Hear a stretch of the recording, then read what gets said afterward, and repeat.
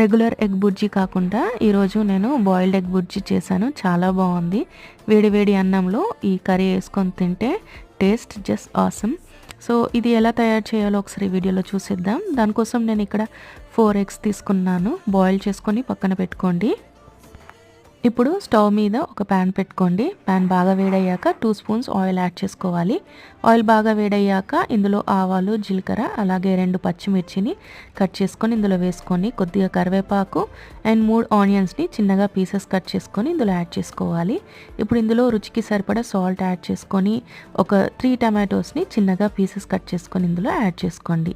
ఇవన్నీ బాగా మిక్స్ చేసుకొని టమాటోస్ అండ్ ఆనియన్స్ బాగా మగ్గిపోయిన తర్వాత మనం బాయిల్ చేసుకొని పెట్టుకున్న ఎగ్స్ని పీసెస్గా కట్ చేసుకొని ఇందులో యాడ్ చేసుకోవాలి. ఇప్పుడు ఇందులో కారం, 1/2 స్పూన్ పసుపు, 1 స్పూన్ గరం మసాలా యాడ్ చేసుకొని కాసేపు మగ్గించుకొని ఫైనల్గా కొత్తిమీరతో గార్నిష్ చేసుకుంటే కర్రీ